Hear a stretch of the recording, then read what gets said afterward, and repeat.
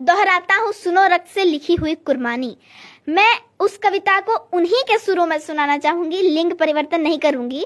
कविता है पंडित नरेंद्र मिश्र जी की, मेरे को बहुत पसंद है। एंड आपने रानी पद्मिनी का नाम सुना होगा। सुना है। तो जब वहां से खिलजी का पैगाम आया था कि रानी पद्मिनी को लाओ नहीं तो मैं रावल रतन सिंह को मार दूंगा, तब वहां क्या हुआ था, पंडित नरेंद्र मिश्र जी मेवाड़ी हैं, उन्होंने लिखा है, तो मेरे को बहुत पसंद है, मैं आपको सुनाना चाहूंगी। बिल्कुल। कविता है कि दोहराता हूँ सुनो रक्त से लिखी हुई कुर्बानी, जिसके कारण मिट्टी भी चंदन है राजस्थानी। रावल रतन सिंह को छल से कैद किया खिलजी ने, रावल रतन सिंह को छल से कैद किया खिलजी ने, काल गई मित्रों से मिलकर दगा किया खिलजी ने। खिलजी का चित्तौड़ दुर्ग में एक संदेश आया, जिसको सुनकर शक्ति शौर्य पर फिर अधियारा छाया।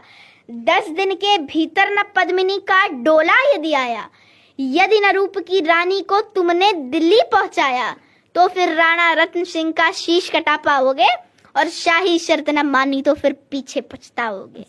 यह दारुण संवाद लहर सा दौड़ गया अंबर में। ये कविता थोड़ी लंबी है।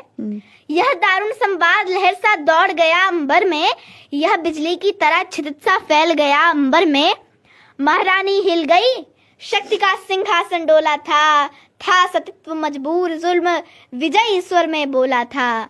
रुष्ट हुए बैठे थे सेनापति गोरा रणधीर, जिनसे रण में भय खाती थी खिलजी की शमशीर। अब मैं बता दूं, यहाँ कई लोग कंफ्यूज होंगे कि वहाँ मतलब रावल रतन सिंह जो जिनकी पत्नी थी पद्मिनी, रानी पद्मावती, तो उनके जो सेनापति थे वो थे गोरा।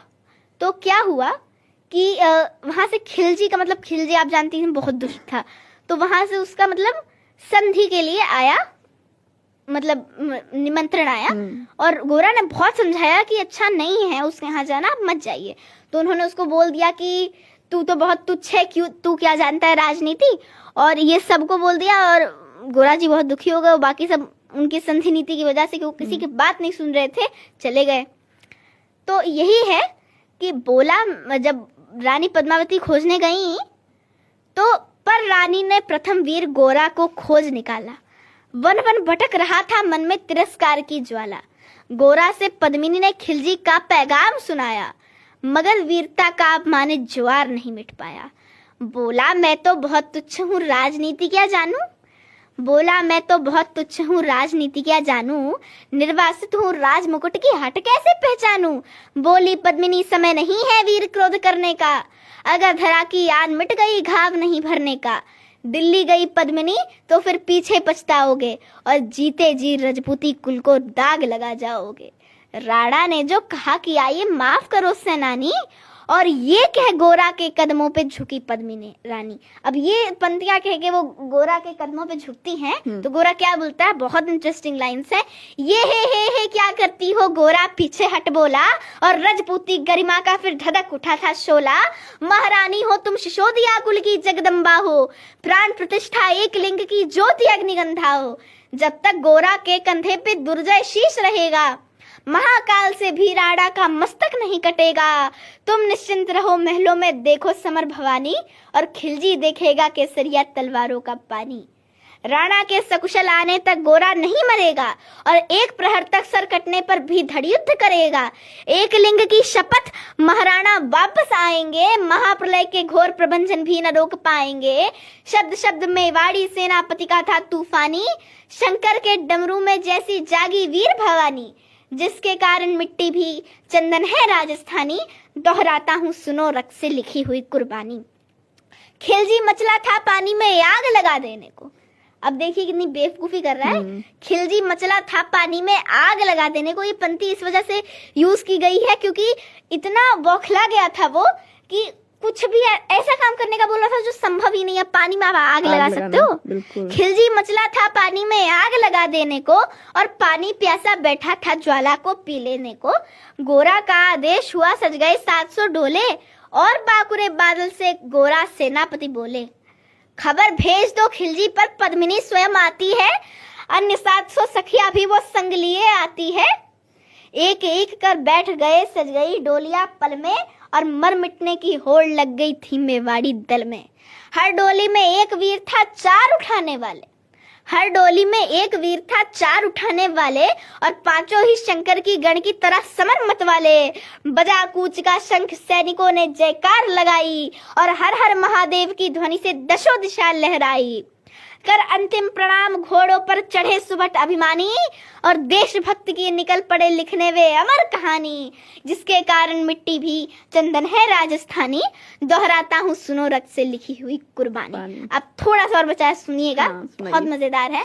जा पहुंची डोलियां एक दिन खिलजी की सरहद में, जा पहुंची डोलियां एक दिन खिलजी की सरहद में, उधर दूत भी जा पहुंचा खिलजी के रंग महल में। बोला शहंशाह पद्मिनी मल्लिका बनने आई है, और रानी अपने साथ हुस्न की कलियां भी लाई है। एक मगर फरियाद फकत उसकी पूरी करवा दो। अब ये फरियाद आई है कि एक मगर फरियाद फकत उसकी पूरी करवा दो। रावल रत्न सिंह से केवल एक बार मिलवा दो। खिलजी उछल पड़ा, ये के फौरन यह हुक्म किया था, बड़े शौक से मिलने का शाही फरमान दिया था। यह शाही फरमान दूत ने गोरा तक पहुंचाया, और गोरा झूम उठे उस क्षण बादल को पास बुलाया। बोले बेटा वक्त आ गया है अब कट मरने का, बोले बेटा वक्त आ गया है अब कट मरने का, और रजपूती में वार धरा का दूध दूध सफल करने का।